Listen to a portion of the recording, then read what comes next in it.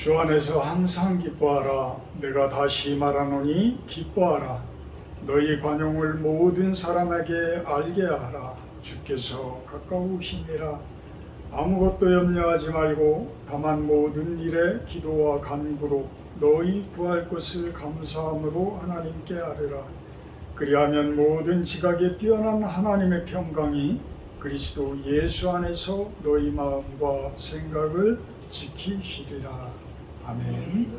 찬송가 2장으로 찬양드립니다.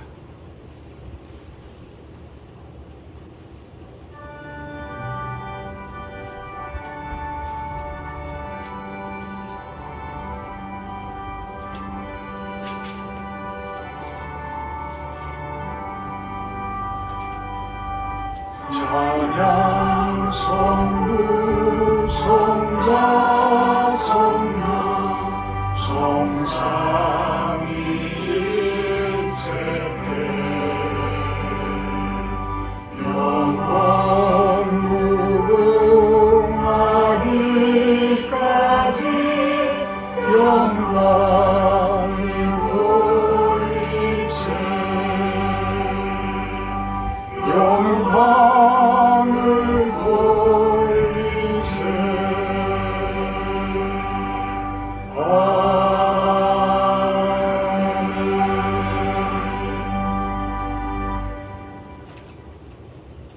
교동문 교도가도록 합니다. 교동문 82번. 교동문 82번 빌립보서 2장 내용입니다. 교동문 82번 서로 교도가도록 합니다.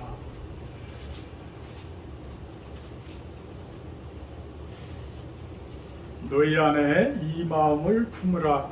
곧 그리스도 예수의 마음이니 그는 근본 하나님의 본체시나 하나님과 동등됨을 취할 것으로 여기지 아니하시고 오히려 자기를 비워 종의 형체를 가지사 사람들과 같이 되셨고 사람의 모양으로 나타나사 자기를 낮추시고 죽기까지 복종하셨으니 곧 십자가에 죽으심이라.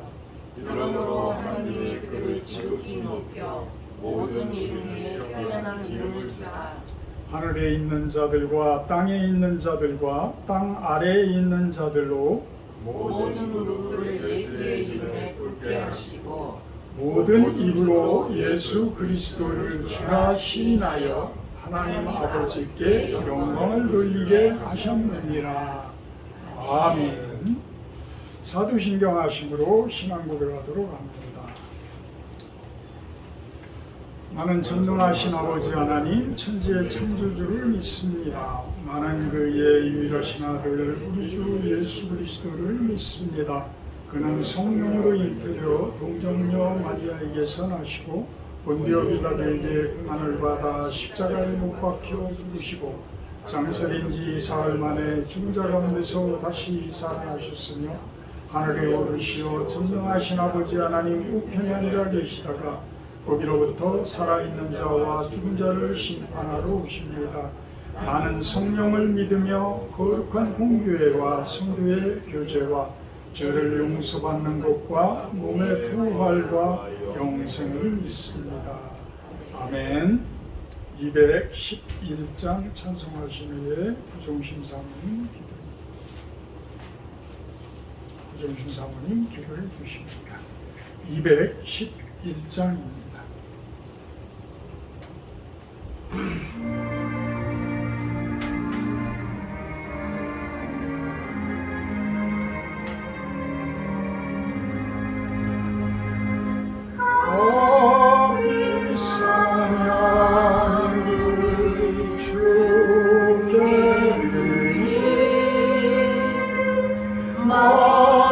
막달라 마리아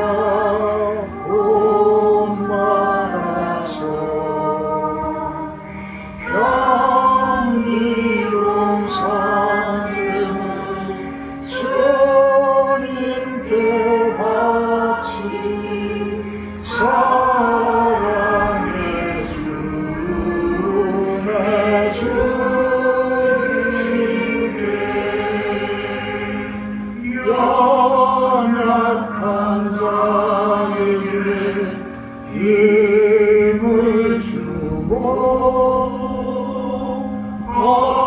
어두운 세상에 빛을 비춰 성실과 인내로 내 영생 이끌리 사랑의 주 내 주님께 두려운 마음에 소망 주고 슬픔에 쌓인 자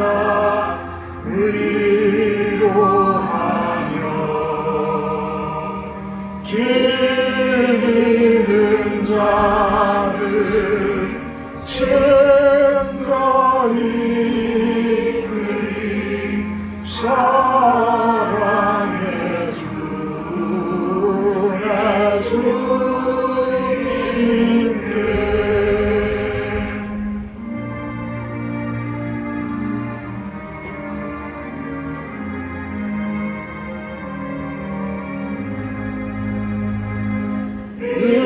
인생의 왕이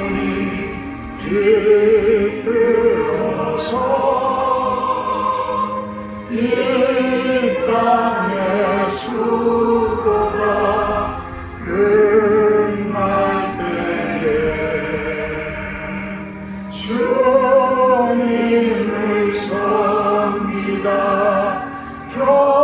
평안히 가리라 사랑의 주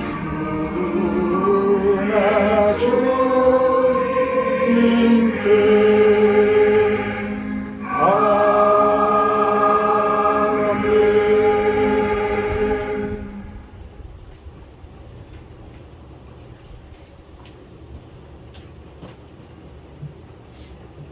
사랑의 하나님 아버지 감사합니다. 온 우주 만물을 말씀으로 창조하신 하나님께 영광을 올려드립니다. 삼라만상이 그 말씀에 순종해 하나님의 질서 가운데 움직이기에 우리가 오늘도 이렇게 이 땅에서 숨쉬고 살아있음 또한 감사드립니다. 그러나 정작 하나님의 숨결을 우리 안에 불어넣으신 사람만이 하나님께 불순종하며 자기 소견에 오른 대로 행하는 악함을 아무렇지도 않게 행하며 살아갑니다. 욕심과 정욕과 탐심에 이끌려 미혹되는 삶을 살면서도 삼손과 같이 하나님의 영이 떠난 줄도 모르고 살다 영적 소경이 되어 세상의 조롱거리가 되고 희롱을 당하는 삶을 살아온 저희의 인생들입니다. 그러나 주님께서 저희들을 불쌍히 여기시고 긍휼히 여겨주셔서 예수님을 통해 구원의 길을 열어주시니 진실로 감사드립니다. 아멘. 우리가 깨어 근신하며 정신을 차리고 마음과 뜻과 목숨을 다하여 하나님을 사랑하는 것이 우리 각자의 삶의 자리에서 드려지는 최고의 예배가 되어지게 해 주시옵소서. 주님, 저희들에게 성령의 충만을 부어주셔서 간절히 하나님을 찾고 구하기 원합니다. 그리할 때 만나주시는 하나님의 사랑과 하나님의 임재 가운데 살아가는 최고의 축복된 삶을 살게 해 주시옵소서. 나의 시간과 물질과 노력을 들여 주님을 구하고 찾고 사랑하기 원합니다. 먼저 내 삶의 자리에서 하나님의 나라와 그 뜻을 구합니다. 또한 내일 일은 내일이 염려할 것이요 라고 하시며 아무도 예측할 수 없는 나의 내일 또한 하나님의 것이니 우리의 염려와 근심을 다 내려놓고 그 모든 것을 다 하시는 하나님께 맡기는 삶을 살겠습니다. 다니엘 세우신 목사님께 영육간의 강건함을 주시고 충만한 성령을 부어 주시옵소서. 늘 기도와 말씀 속에서 하나님을 만나며 사랑하는 성도들을 위해 생수를 길어 올려 먹이게 해 주시옵소서. 그리하여 실로원을 찾는 많은 영혼들이 살아나는 역사가 있게 해 주시옵소서. 실로원 교회에 많은 영혼들을 보내주셔서 하나님 나라가 더욱더 흥왕하게 하여 주시기 원합니다. 지금도 전 세계의 구석구석 땅끝에서 주의 복음을 전하기 위해 삶을 드리는 선교사님들을 축복하시고 특별히 러시아 토마스 선교사님과 아마존 홍성진 김혜숙 선교사님의 사역과 안위를 지켜주시고 닫혀있는 북한 땅에도 복음이 자유롭게 전해지는 날이 속히 오게 해 주시옵소서. 열방 가운데 존귀와 영광을 받으시기에 합당하신 예수 그리스도 이름으로 기도합니다. 아멘.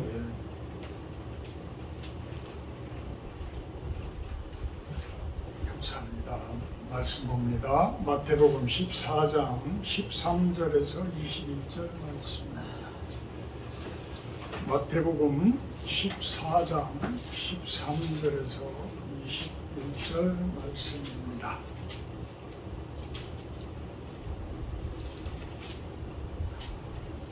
제가 봉독합니다. 예수께서 들으시고 배를 타고 떠나사 따로 빈들에 가시니 무리가 듣고 여러 고을로부터 걸어서 따라간지라. 예수께서 나오사 큰 무리를 보시고 불쌍히 여기사 그 중에 있는 병자를 고쳐주시니라. 저녁이 되매 제자들이 나와 이르되 이곳은 빈들이요 때도 이미 저물었으니 무리를 보내어 마을에 들어가 먹을 것을 사 먹게 하소서. 예수께서 이르시되 갈 곳 없다. 너희가 먹을 것을 주라.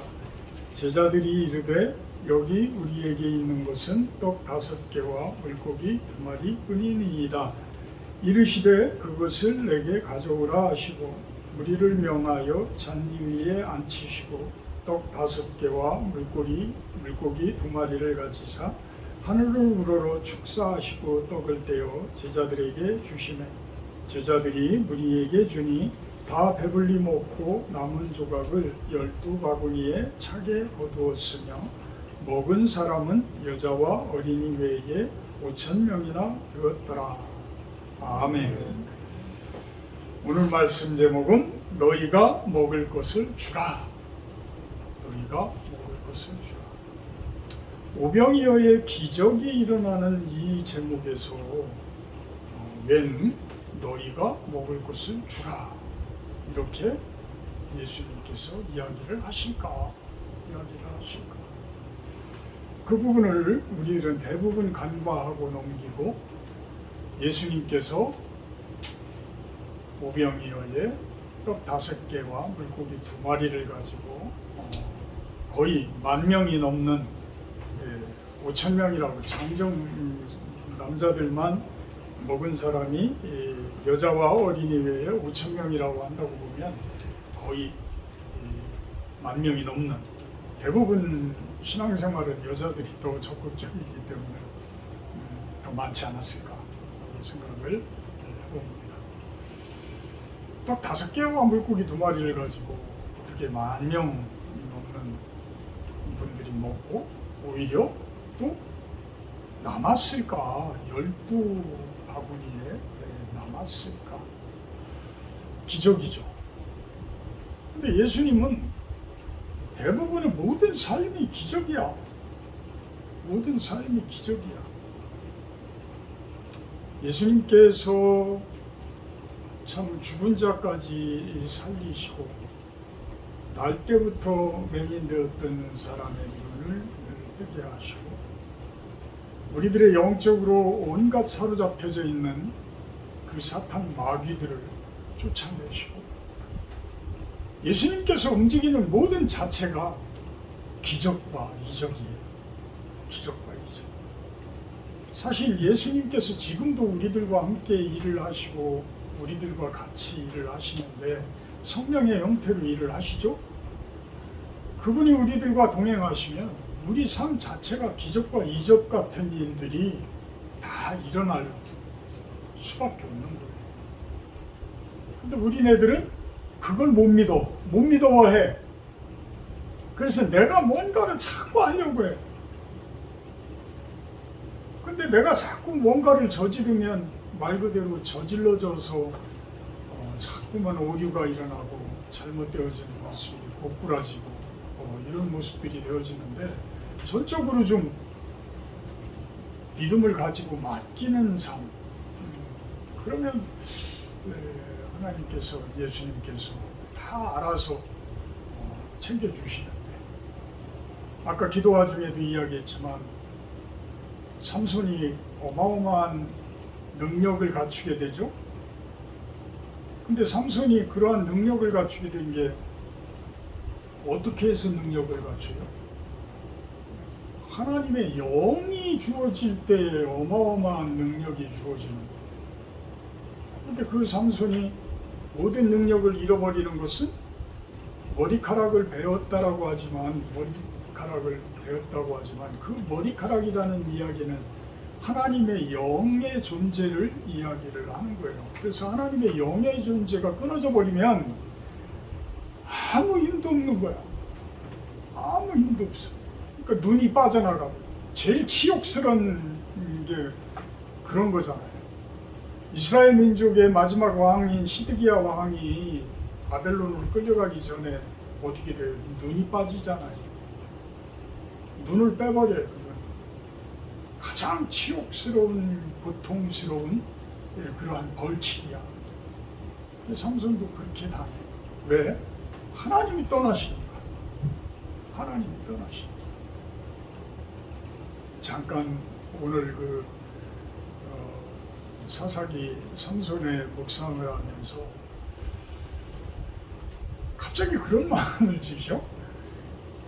야, 삼손의 모습이 너의 모습 아닐까, 나의 모습이 아닐까, 그런 생각을 해보게 돼요. 참 기적같이 힘을 주실 때도 있었고 또 제가 순종하지 못할 때에 엄청난 재앙을 또한 내리기도 하셨고, 삼손이 마지막으로 하나님께 부르짖을 때에 하나님의 영이 다시 임한다. 머리카락이 다시 자라났다. 점점 하나님을 향한 믿음이 다시 살아났다라는 이야기죠. 그래서 끝에는 엄청난 힘을 발휘를 하고 사사로서 그 장엄한 생을 마감을 하는 그런 모습을 보이기도 합니다. 저에게도 남은 사역 동안에 큰 힘을 주시리라 확신합니다. 오늘 말씀을 보면 예수님께서 이제 배를 타고 빈들이라고 하면 이제 광야 같은 곳이에요. 광야 같은 곳이야. 참 그렇게 먹을 것들이 풍부하지도 않고 참 사람들도 그렇게 많지도 않고 마을이 그렇게 또 가까이에 있고 그런 형태도 아니에요. 근데 제자들과 함께 그곳을 갔을 때에 많은 사람들이 또 따라온단 말이에요. 우리 실로원 교회 몇 명 안 되는 모습인데 지금 예수님이 있는 이 광야 교회는 10,000명이 넘어요. 그죠? 10,000명이 넘는 거야. 그 많은 분들이 광야에서 교회를 만들고 그곳에서 예수님의 말씀을 듣고 있는 거예요. 듣고 있는 거예요. 물론 그 중에는 힘들고 어렵고 뭐 질병에 걸려서 뭐 여러 가지 소원이 있고 여러 가지 뭐 기도거리가 있고 한 모든 분들이 왔겠지만 그곳에서 함께 예수님의 말씀을 듣고 같은 마음으로 앉아서 기도할 수 있고 찬양할 수 있고 예배할 수 있다는 것. 이게 광야 교회거든요. 광야 같은 교회, 광야 속에서의 교회.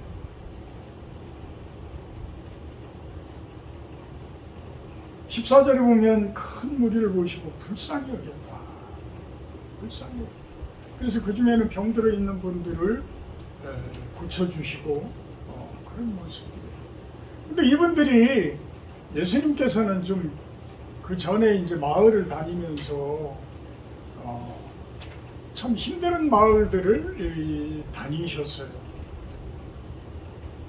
심지어는 막 저주스러운 말까지 막 할 수 있는 베세다요, 고라시니요, 저주를 받을지어다라고 이야기를 할 정도로 이렇게 그 마을에 대해서 예수님을 받아들이지 않는 그러한 모습들을 보면서 차라리 이방 마을인 두로와 시돈에서 내가 구원을 시켰으면 너희들보다 낫을 것이다 라고까지 이야기를 할 정도로 안 좋은 그런 모습들을 겪고 이제 빈들로 오신 거란 말이에요. 그래서 이 광야로 오셔가지고는 좀 쉼을 갖고 싶고 그곳에서 어떤 하나님과의 조용한 어떤 기도 이런 것들을 하고 싶었을 텐데 그곳에 또 놔두지를 않고 많은 병자들과 그 가족들과 또 예수님의 말씀이 좋아서 이렇게 따라오신 분들이 아주 많은 사람들이 따라왔다. 근데 이제 저녁이 되었는데도 돌아갈 생각들을 안 해요. 제자들이 보기에 걱정이 태산이야. 저 많은 사람들이 어떻게 먹일까? 저 많은 사람들을 먹여야지 될 텐데 어떻게 먹일까? 제자들이 나와 이르되 이곳은 빈들이요 때도 이미 저물었으니 우리를 보내어 마을에 들어가 먹을 것을 사 먹게 하소서. 자기네들이 어떤 것을 만들어서 줄 생각은 하지를 않고 저들로 하여금 가서 알아서 사 먹게 보내십시오. 이런 이야기를 하고 있는 거예요. 알아서 사 먹도록 보내십시오. 그러니까 예수님께서 뭐라고 얘기해요? 이르시되 갈 것 없다. 너희가 먹을 것을 주라. 아무것도 없는데 너희가 먹을 것을 주라. 나는 아무것도 없는데, 나 먹을 것도 없는데 너희가 먹을 것을 주라. 제자들이 이르되 여기 우리에게 있는 것은 떡 5개와 물고기 2마리 뿐입니다. 이르시되 그것을 내게 가져오라. 무리를 명하여 잔디 위에 앉히시고 떡 5개와 물고기 2마리를 가지사 하늘을 우러러 축사하시고 떡을 떼어 제자들에게 주시매 제자들이 무리에게 주니 다 배불리 먹고 남은 조각을 12바구니에 차게 거두었더라. 그때에 여자와 어린이 외에 5,000명이나 되었더라. 5,000명이나 되었더라. 참 무리를 명하사 잔디 위에 앉히시고 이 보잘것없는 음식들을 놓고 하늘을 우러러 축사하시고 그것을 떼어서 누구에게 줘요? 제자들에게 주었어요. 바로 예수님께서 많은 사람들에게 나누어 주신 게 아니고 제자들에게 주었어요. 그러니까 제자들이 그것을 가지고 무리에게 나누어 주었더라.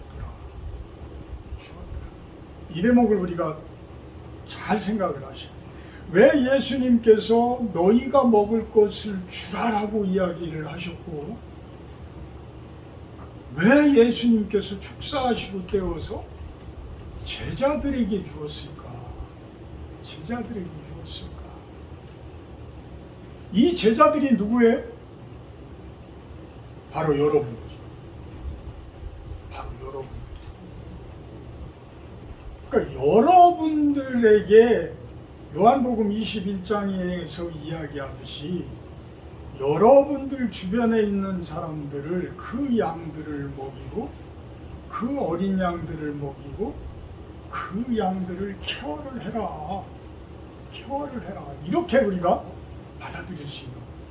받아들일 수 있는 거예요. 예수님께서 기적과 이적을 행하시면 그냥 본인이 그냥 하시면 끝인데 제자들에게 너희가 먹을 것을 주라 하고 그 제자들에게 떡을 주셔서 물고기를 주셔서 그 제자들로 하여금 나누어 주게 하니까 이것이 점점 부풀어져서 모두가 풍족하게 먹고도 남게 되더라는 거예요. 남게 되더라. 어떤 형태가 되었든지 하나님께서, 예수님은 하나님이셨기 때문에, 하나님이시기 때문에 하나님께서 직접 행하는 것들은 우리들은 잘 이해하기가 어렵잖아요. 그러니까 기묘자라는 표현을 하시죠. 기묘자. 당신의 이름이 누구십니까? 그러니까 기묘자다라는 표현을 해요. 그러니까 영어 성경에서는 beyond understanding, 이해를 뛰어넘는, 우리가 이해할 수 없으신 분, 우리의 생각을 초월하시는 분, 뛰어넘는 분. 그래서 오병이어의 기적은 성경에 사실로 기록되어져 있듯이 어떤 형태로 그것이 되어졌든지 간에 하늘로부터 하나님께서 그 떡과 물고기가 다 내려오게 하셔서 주셨든, 아니면은 제자들에게 축사하시고 떼와서 주면서 이것들이 많은 사람들의 보따리 속에서 먹을 것들이 나오게 했다든지, 뭐 여러 가지 방법들이 있을 거예요. 여러 가지들이 이루어져서 오히려 그 먹을 것들을 내놓은 것들이 나중에 다 먹고 보니까 다 기쁨을 가지고 즐거움을 가지고 그 나눔의 시간, 그 좋은 시간을 겪고 나서 보니까 오히려 먹을 것들이 풍족하게 남았더라. 풍족하게 남았어. 이것이 바로 교회의 모습이라는 거예요. 이것이 바로 교회의 모습이 돼야 된다는 거예요. 스펄전 목사님은 그것을 이야기를 하시죠. 너희가 먹을 것을 주라. 성도 여러분, 예수님의 제자된 성도 여러분, 예수님의 제자된 여러분들이 주변에 있는 분들을 케어하시고 주변에 있는 분들을 먹이십시오. 이런 이야기를 예수님께서 하고 있는 것이다.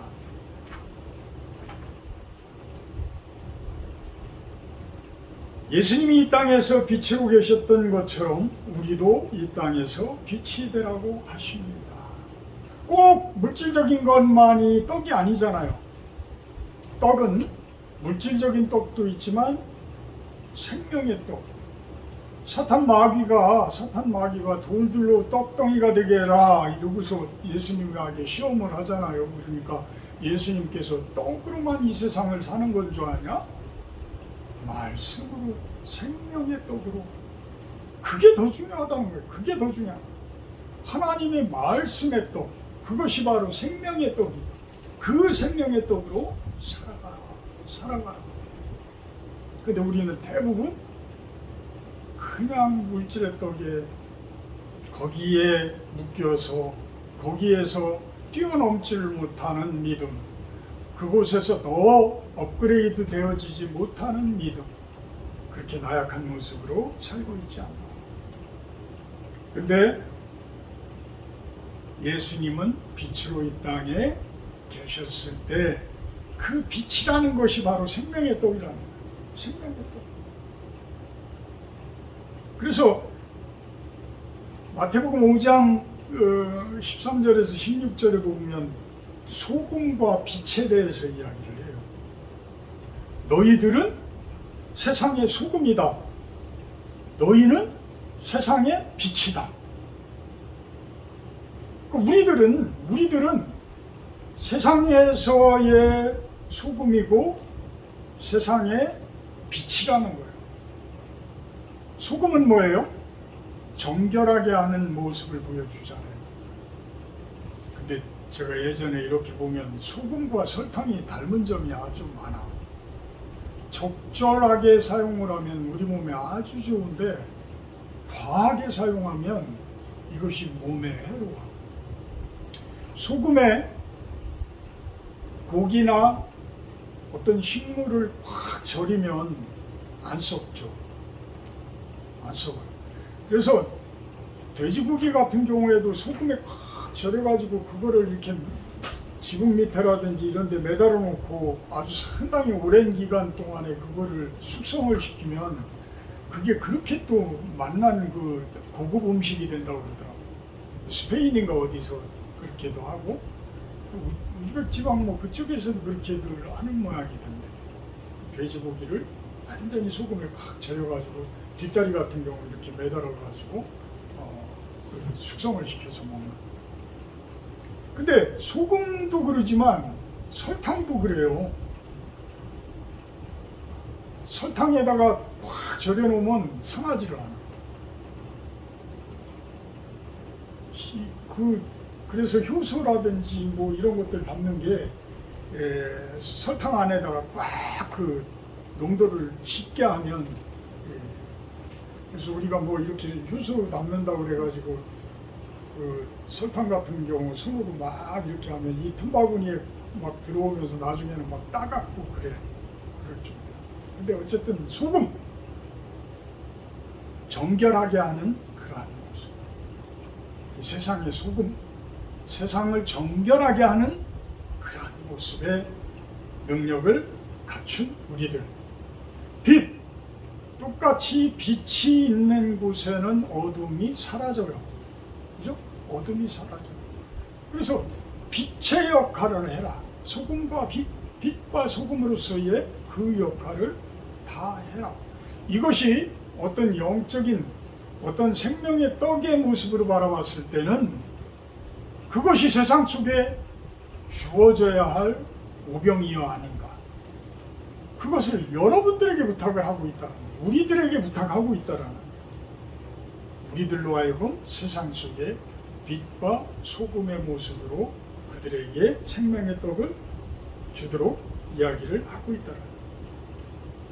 사실 예수님의 우리를 향한 목적은 어떤 분들은 구원이라고 하죠.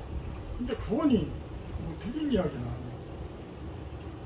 근데 그 구원의 범위를 나로 한정을 해버리고서 끝이 나는 아주 이기적인 믿음, 이기적인 신앙을 가진 분들이 문제예요.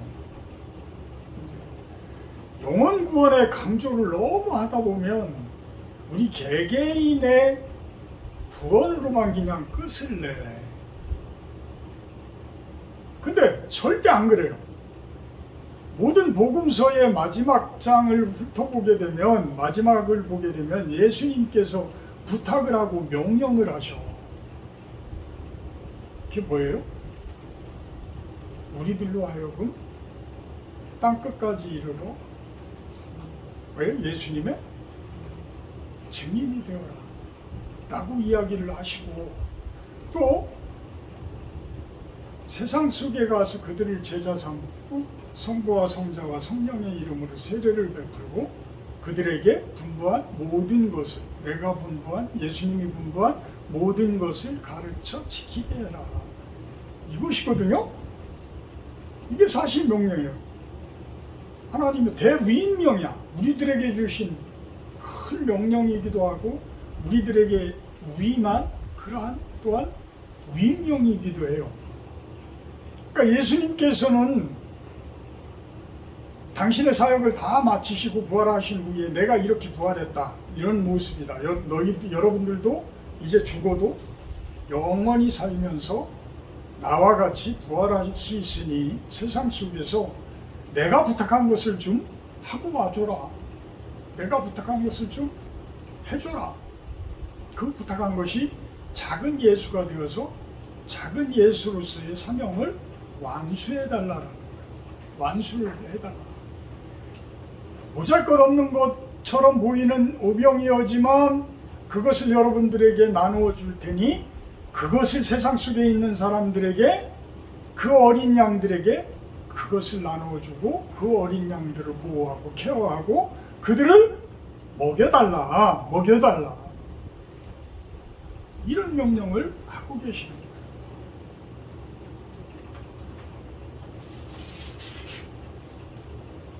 예수님은 우리들의 어떻게 보면 샘플이셔요. 우리들이 앞으로 우리들에게 주어진 인생은 어떻게 살 것이냐, 나에게 주어진 인생에서 나는 앞으로 어떻게 살 것이냐, 그것에 대해서 예수님은 본을 보이고 계셔. 각자에게 각자의 달란트가 다 달리 있기 때문에 각자의 달란트에 맞는 그러한 명령을 우리들에게 하고 계시죠. 그래서 사명이라고도 해요. 우리들에게 주신 각자, 여러분들 각자분들에게 은사대로 주시는 예수님의 작은 그러한 명령들이 있단 말이에요. 그러니까 그 명령들을 좀 이행을 해줘라. 여러분들이 이미 큰 복을 받았어. 어떤 복? 영생의 복을 받았어. 천국의 삶을 사는 복을 받았어.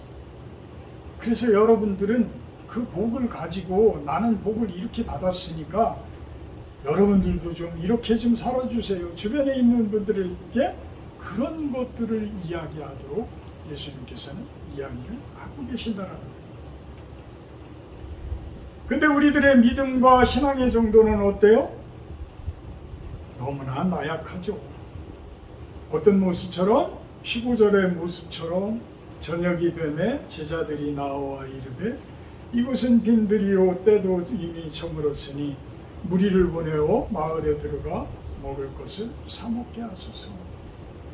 무리들이 케어하려고 하는 것이 아니라 저 사람들을 보내서 가서 굶어 죽든지 먹든지 저 사람들을 보내게 하소서, 이런 모습이에요. 참 저도 많이 양심이 찔리죠. 목사로서 한다고 하지만 부족한 게 얼마나 많겠어요. 여러분들을 위해서 기도하고 여러분들을 위해서 많이 그래도 생각하고 하면서도 부족한 것이 많죠. 부족한 것이 많아요. 때로는 여러분들 스스로 좀 본듯하게 일어나기를 바라기도 하고 여러분들 스스로 가서 먹고 사는 일들 해결하기도 바라고 그러죠. 대부분에 그래요. 그렇지만 예수님께서는 이렇게 해줘라 라면서 그 보잘것없는 은사지만 보리떡 5개와 물고기 2개를 가지고 정성스럽게 하나님을 향해서 기도를 합니다. 하늘을 향해서 기도를 합니다. 하나님, 보잘것없는 이것이지만 우리 저 많은 생명들이 굶지 않게 해주시옵소서. 다 같이 먹고 즐거운 나눔을 갖게 하여 주시옵소서. 좋은 인생을 살게 해 주시옵소서. 축사예요. 축복의 기도야. 축복의 기도. 우리가 해야 할 일들이라는 거죠. 믿음이 약하지만 나약하기 짝이 없지만 핑계대지 말고 할 수 있는 건 하자는 거예요. 제가 고속도로를 타고 올라가면 지금도 이제 그런 간판이 이렇게 붙어 있는지 모르지만 고속도로 타고 쭉 올라가다 보면 그 서울 거의 다 판교 지나서 서울 다 들어가기 전에 양재동이죠. 양재동 가기 전에 거기가 아마 거기도 양재동으로 들어갈 거야. 거기에 좌측편에 교회가 하나 있는데 교회 지붕 위에다가 딱 써 있어. 걱정하지 마십시오. 기도할 수 있는데. 기도할 수 있는데 왜 걱정하십니까? 이렇게 딱 써져 있어요. 거기가 제가 출퇴근할 때 딱 차가 막히는 데라 참 그렇지. 힘들 때마다 제가 그 말씀을 보면서 참 위로를 많이 받았던 기억이 나요. 그런 것들이 가장 작지만 보잘것없는 것일지 모르지만 큰 힘이 되어질 수 있고 생명의 떡이 되어질 수 있고 물질의 떡이 되어질 수 있는 그러한 모습 아닐까라는 생각을 해보게 돼요.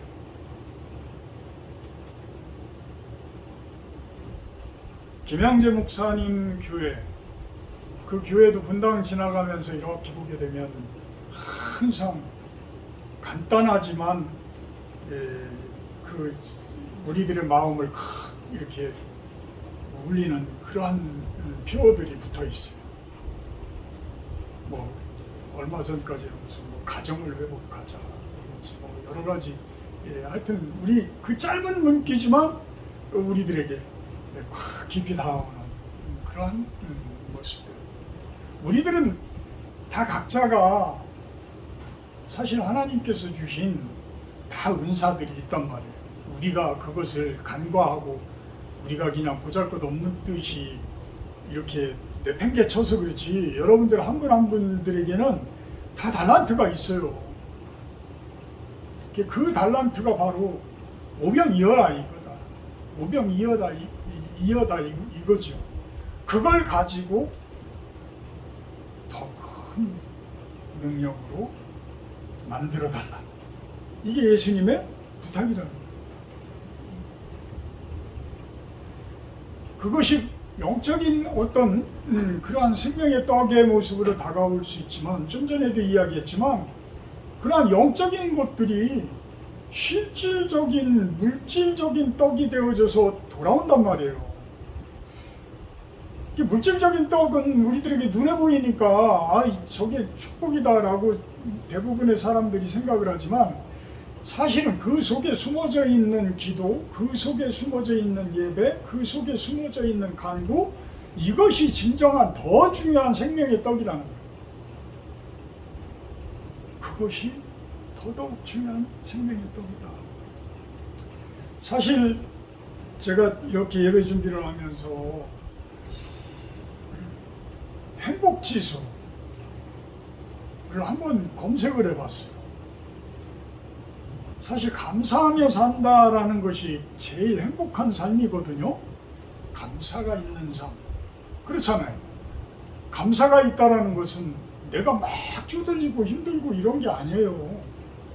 감사는 비록 남들이 보기에는 가난할지 모르지만, 비록 남들이 보기에는 많은 것을 가진 사람들은 저게 뭐야 라고 할 수 있겠지만, 그것에 감사할 수 있다는 것은 풍요롭다라는 거예요. 부유하다는 내 삶이.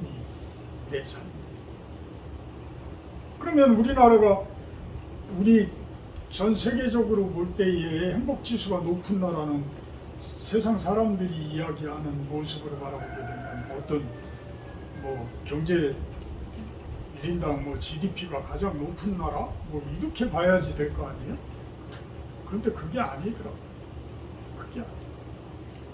오히려 행복지수가 높은 나라들은 저 위에 핀란드, 뭐 노르웨이, 덴마크, 뭐 이쪽에 아이슬란드, 뭐 이렇게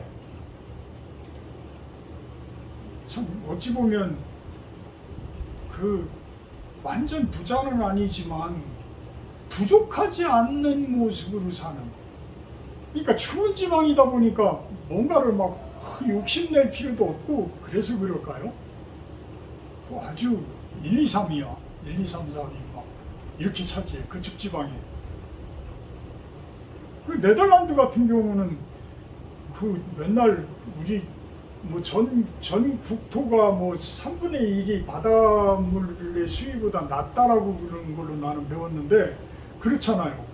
그러니까 노상 풍차를 돌려야 돼서 물을 품어내야 되고 이런 모습들인데 얼마나 걱정거리가 많겠어요? 그런데도 행복지수가 5위야. 우리나라는 몇 위? 59위. 자살률 OECD 1위. 일본 행복지수 54위. 미국 19위. 참 잘 살으면 미국이 1인당 GDP가 6만 5천 불 그렇게 나오는 것 같더라고요. 6만 5천 불. 우리나라가 3만 5천 불. 그러면 거의 비슷한데, 아니 뭐 한 2배 정도인데 우리도 잘 사는 거라는 말이죠. 3만 5천 불이 엄청 잘 사는 거예요. 근데 왜 행복지수는 그렇게 OECD 국가에서 꿀랩일까? 그렇다고 해서 우리나라가 예수님을 안 믿었던 게 아니잖아요. 또 그렇게 많은 분들이 예수님을 믿고 했었는데 왜 이렇게 안 좋아졌을까?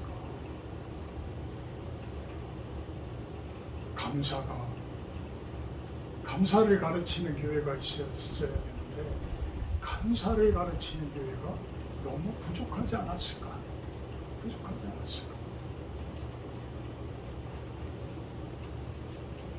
교회의 모든 은사를 동원해서 저들을 먹이라.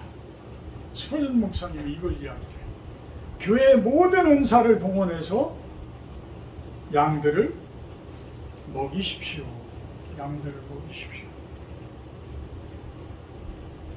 오병이어 보잘것없는 모습일지 모르지만 그것은 하나님이 보시기에, 예수님이 보시기에 만 명을 이상을 먹일 수 있는 큰 자산이더라는 얘기예요. 큰 자산이더라. 여러분들 한 분 한 분의 은사가, 여러분들의 한 분 한 분의 믿음이 예수님 보시기에는 큰 은사야. 큰 자산이야. 엄청난 자산. 지혜, 지식, 물질, 기술, 어떤 영적인 은사, 여러분들 각자가 다 가지고 계시고 그것을 10분 발휘할 수 있도록 10분 발휘하여서 여러분들의 근처에 있는, 여러분들 주변에 있는 분들에게 베풀 수 있는 여러분들, 그럴 때에 그 많은 사람들이 먹고 남는 모습이 될 것이다 라는 이야기입니다. 사실 복음서를 쭉 보게 되면 부자들이 큰 죄인처럼 이렇게 표현되어져 있는 곳이 많아요. 이미 너희들은 이미 상을 받았느니라 라고 이야기까지 해요.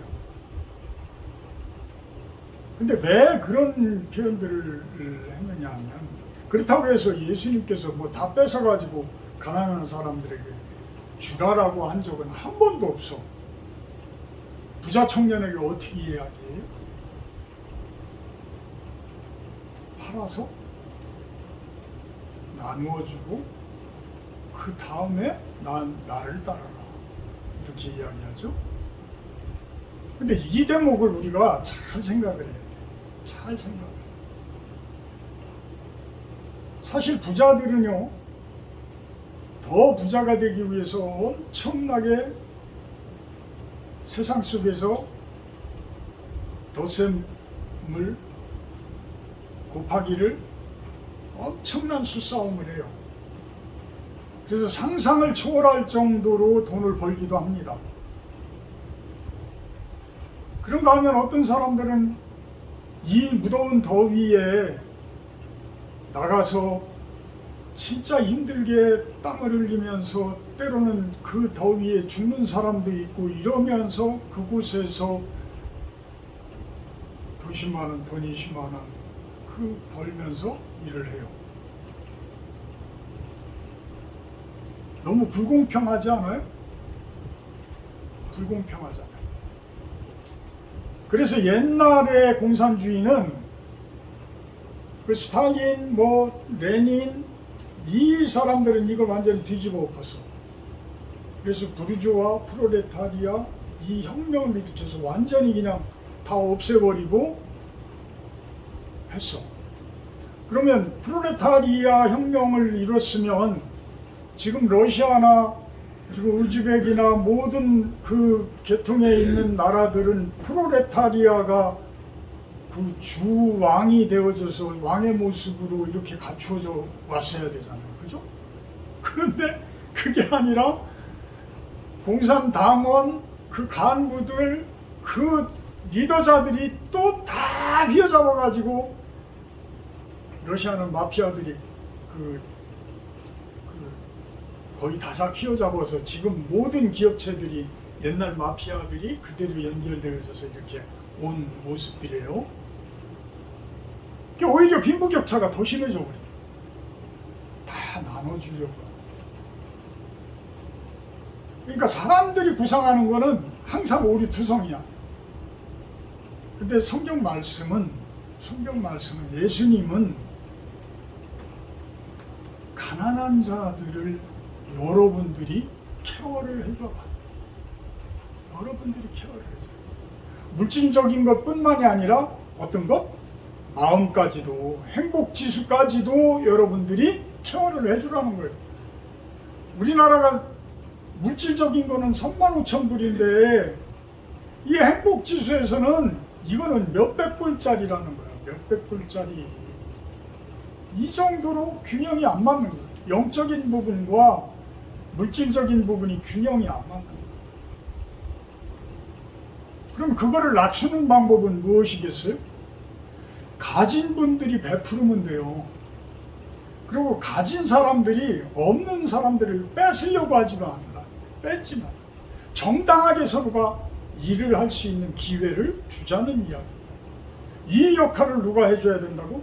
예수님의 제자들인 여러분들이 해줘야 된다는 거예요. 예수님의 제자인 우리들이 해줘라. 그래야지만 플로잉이라고 그러잖아요. 플로잉. 넘치는 부분들이 움푹 들어간 부분들로 이렇게 넘치는 부분들이 움푹 들어간 부분들로 채워지면서 어떻게 해요? 세상이 이렇게 잔잔해지는 거예요. 높은 파도가 없는 사람은 없는 사람대로 극단적으로 가버리고 가진 사람은 가진 사람대로 이렇게 가버리면 이건 엄청난 풍랑이 되는 거예요. 그죠? 어마어마한 풍랑이 되는 거야. 근데 예수님께서 명령을 하잖아요. 잔잔하라. 잔잔하라.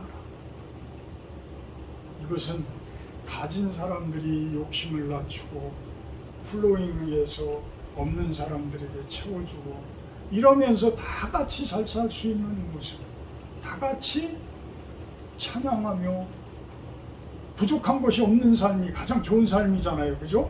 돈을 많이 가진 삶이 아니라 부족한 것이 없는 사람이 제일 부유한 삶이란 말이에요.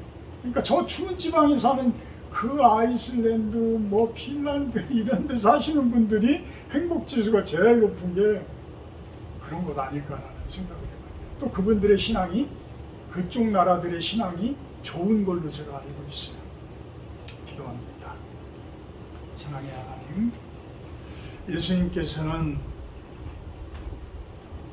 우리들의 오병이어의 그 작은 달란트를 가지고 큰 역할을 하기를 바라고 계시는 것을 깨닫습니다.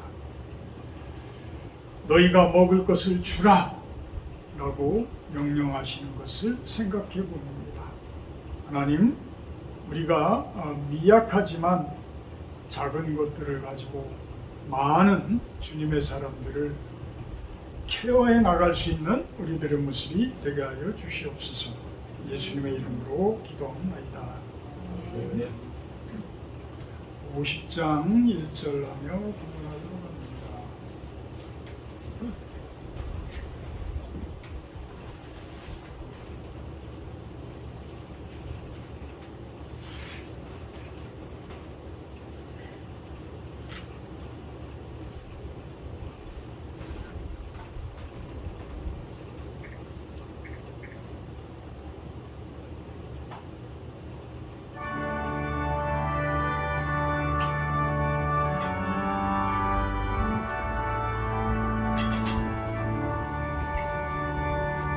내게 있는 모든 것을 아낌없이 드리네.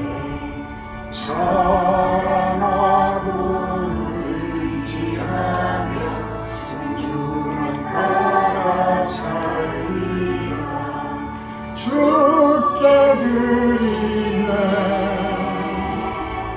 주께 드리네. 사랑하는 구주 앞에 모두 드리네.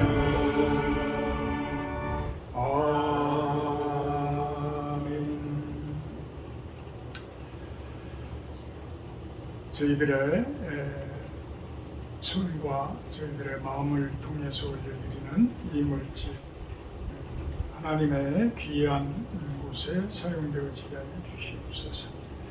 오병이에 의해 그 놀라운 일들이 일어나는 곳에 사용되어졌으면 좋겠습니다.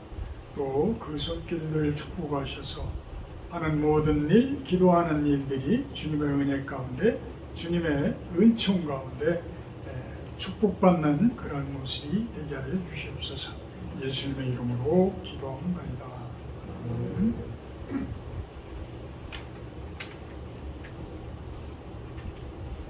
다음 주 주일 예배 기도는 김재훈 집사님이시고요. 오늘 식사 교제는 외부에서 나가서 하도록 합니다.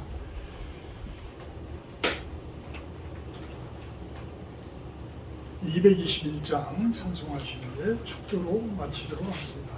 찬송가 221장입니다.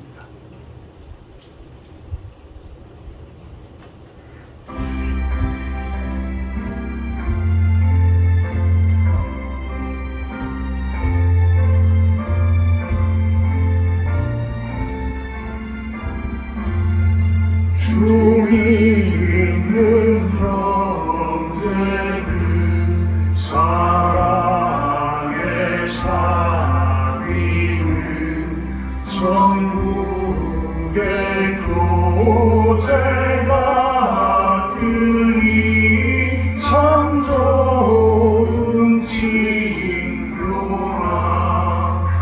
하나님 보좌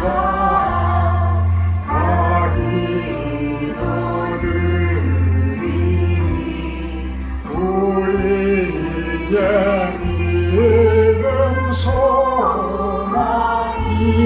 주 안에 하나 기차의 슬픔과 수고를 나누어 늘 동락하면서 참 사랑 나누네.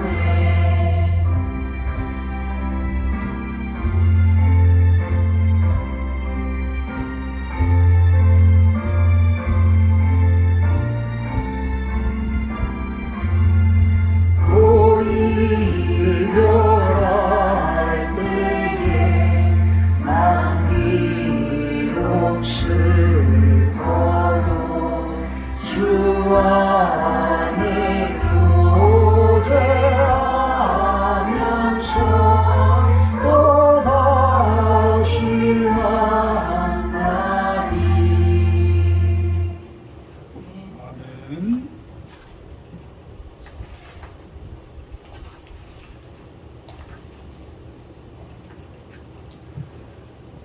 이제는 우리 주 예수 그리스도의 은혜와 아버지 하나님의 극진하신 사랑하심과 성령의 교통, 임재하심의 축복이 이곳에 모인 우리 실로원 성도님들 머리 위에와 영상을 통해서 예배드리는 성도님들 머리 위에 또 온 세상 가운데 참된 하나님 나라의 그 평강이 가득하기를 바라는 당신의 귀한 백성들 머리 위에 영원토록 함께하기를 간절히 축원하옵나이다. 아멘.